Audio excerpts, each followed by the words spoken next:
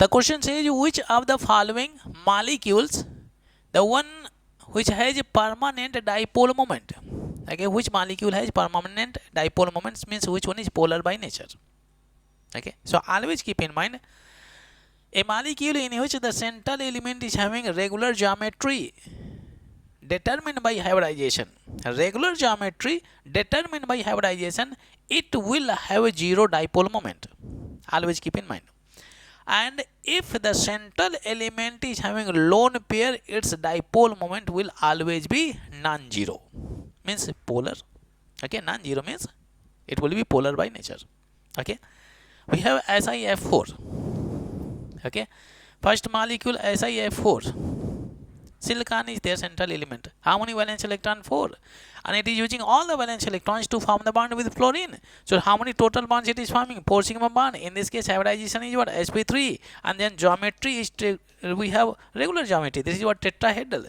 Regular geometry is there, then dipole moment will be 0. Means it is non-polar by nature. Molecule having 0 dipole moment, non-polar.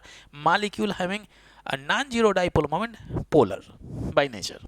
Next we have BF3 is there. BF3. In this case, boron is having how many valence electron? 3, and it is using all its valence electron to form 3 bonds. Means it is having 3 sigma bond. Then it is sp2 hybridized, and then it is having trigonal planars. Regular geometry. Regular geometry means dipole moment will be 0, non-polar by nature. Next we have PF3, and you can see we have PF5. Number of F are different, but central element is same. We have PF3 is there. PF3. Phosphorus has how many valence electron? It has 5 valence electron. Out of 5, it is forming only 3 bond. Means it has one lone pair.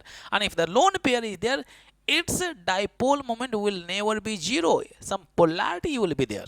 You can see in this case, if we have you can see it has a 3 sigma bond, and it is having one lone pair is there. Okay, and in this case hybridization will be what? sp3. And if you determine, we have regular geometry, but if you put the lone pair, something it comes, it shows pyramidal shape. Pyramidal is there.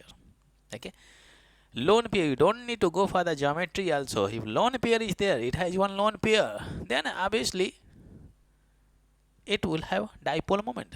Polarity will be there. Now you can say, sir, phosphorus here also it also has lone pair. No, it does not have lone pair, because phosphorus is having 5 valence electron, and in this compound phosphorus is using all its valence electron to form how many bond? 5 bond. In this case, it does not have any lone pair. It is forming 5 bonds, means it is having 5 sigma bond. 5 sigma bond means we are getting hybridization sp3d, and then trigonal bipyramidal. Regular geometry. In this case also dipole moment will be 0. Answer is C, because it has lone pair. It has permanent dipole moment. If you like this video, please share and subscribe to the channel.